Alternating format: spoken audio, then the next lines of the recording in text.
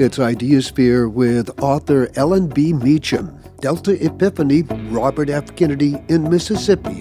What I would like to do is ask you to draw out this scene that you have in your book, where they're in the home of a woman with, I think you said 3 children. One was about 7 or 8 years old, but there was a toddler, 20 months old.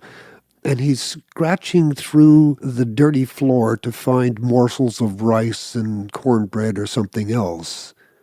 What happens? Right. This was at the home of Miss Annie White, and I always want to be really careful about, naming her, because some of the journalists at the time, especially some of the local journalists, they would just write something like a Negro woman.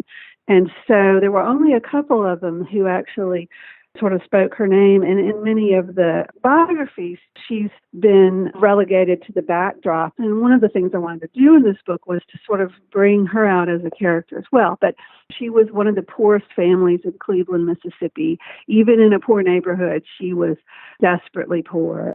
So she actually had 6 children. Not all of them were home that day, but several of them came in after school. And if she didn't have anything to feed them in the morning when they went to school, she tried to always make sure that she had something for them to eat when they came home.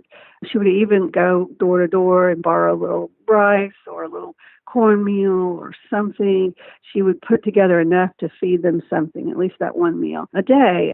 So they had been sitting on the floor eating some rice and beans and cornbread. And when Kennedy came in, Marion Wright and his aide, Peter Edelman, were there with him and spoke for a minute or two to Miss White and asked her about feeding her children. But Kennedy he was a father at that point of 10, later 11.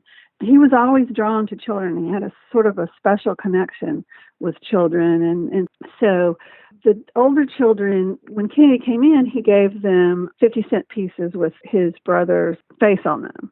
That was more money than they had ever had, really, to spend on their own. And so the older children jumped up and ran off to the little local store to buy some cookies or something. And while Marion Wright and Senator Joseph Clark from Pennsylvania was also with them as they talked to Annie White, Kennedy turned to this toddler who was picking up crumbs off the floor and was not engaged at all, not interested in anything that was happening with these grown-ups. He was just going after every little morsel on the floor. He was hungry, and he wasn't going to let any of them get by. And so Kennedy leaned down and then kind of knelt down to his level and started saying, hi, baby, and trying to talk to him and get him to respond.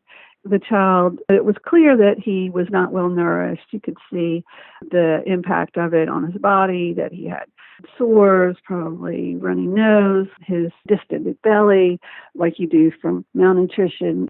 But he knew how to get a child's attention, at least he thought he did. And so he kept on, clicking and chuckling and clicking and talking. And the child was just so listless and so focused, and the child didn't say anything and never really responded. And Kennedy just found himself deeply moved by this experience and by this child's desperation. It really struck him in a deep and powerful kind of way. As he was doing that, Marion Wright was watching, and it was sort of at that point where she was kind of moved to tears herself almost, because she's not sure she would have gotten down on that floor with that child and held the child the way he did. So it would have tested her commitment. And he did it so naturally and so easily out of the sight of cameras.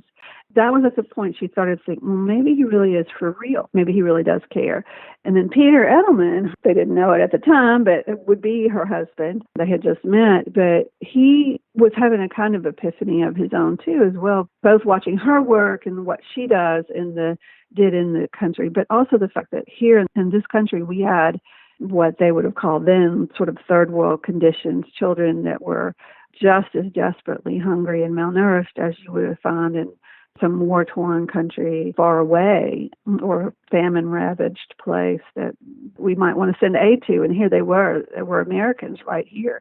That was a moment where he moved from the kind of abstract ideas about policy and poverty to the reality of what people were actually living.